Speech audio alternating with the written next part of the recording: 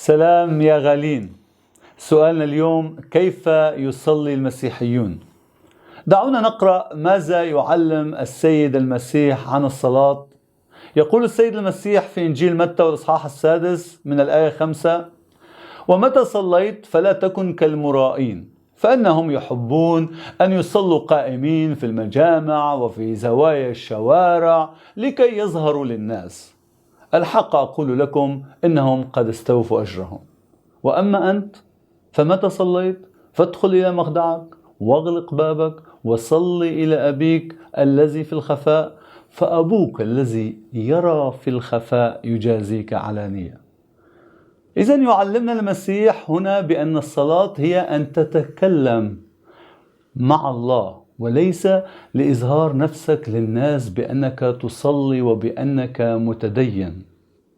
ويكمل المسيح ويقول: وحينما تصلون لا تكرروا الكلام باطلا كالأمم، فإنهم يظنون إنه بكثرة كلامهم يستجاب لهم، فلا تتشبهوا بهم، لأن أباكم يعلم ما تحتاجون إليه قبل أن تسألوه. وهنا يريد السيد المسيح أن يميز بين صلاة أتباعه وباقي الأمم أو الديانات، لأن الديانات الوثنية كانوا متعودين في صلواتهم على تكرار الكلام. كانوا يكررون الجملة أو عدة جمل عشرات بل مئات المرات، وكأن الله الذي خلق الأذن لا يسمع. وأيضا كان الناس يعملون مع تكرار الكلام حركات معينة، مثلا حركات بالرأس أو الأصابع ووضعية الجسد والدوران حول تمثال معين وما شابه ذلك. لكن المسيح يريد أن يوضح بأن الله يطلب قلبك وليس حركاتك ومظهرك الخارجي. في المسيحية إذن لا يهم الخارج في الصلاة وإنما الداخل، ولا يهتم الله في أي اتجاه توجه وجهك، وإنما يهمه أين توجه قلبك. وبعد أن حذر المسيح من طرق الصلاة الخاطئة، يكمل السيد المسيح ويقول لأتباعه: فصلوا أنتم هكذا: أبانا الذي في السماوات ليتقدس اسمك، ليأتي ملكوتك، لتكن مشيئتك كما في السماء كذلك على الأرض. خبزنا كفافنا أعطنا اليوم، واغفر لنا ذنوبنا كما نحن نغفر أيضا للمذنبين إلينا، ولا تدخلنا في تجربة لكن نجنا من الشرير، لأن لك الملك والقوة والمجد إلى الأبد، آمين. وهنا يعلمنا المسيح أن نخاطب الله كأب، وهو أب روحي كامل، لأن الآباء الأرضيين مهما كانوا صالحين فهم غير كاملين وهم خطاة.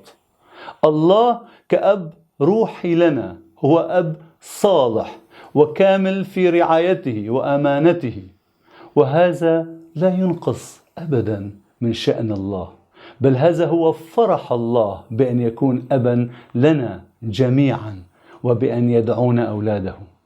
ويعلمنا المسيح في هذه الصلاة كيف نعظم اسم الله ونطلب مشيئته الصالحة لحياتنا، وأن نتوقع منه الأفضل وبأنه يسد كل احتياجاتنا، ونطلب منه الغفران وأن نغفر الآخرين، ونطلب منه أن يحمينا من الشيطان، لأن الله عظيم وقدير.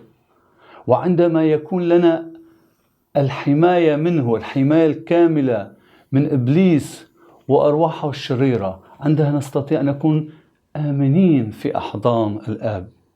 بهذه الطريقة نصلي كمسيحيين إلى الله، ونخاطبه كأولاد وليس كعبيد.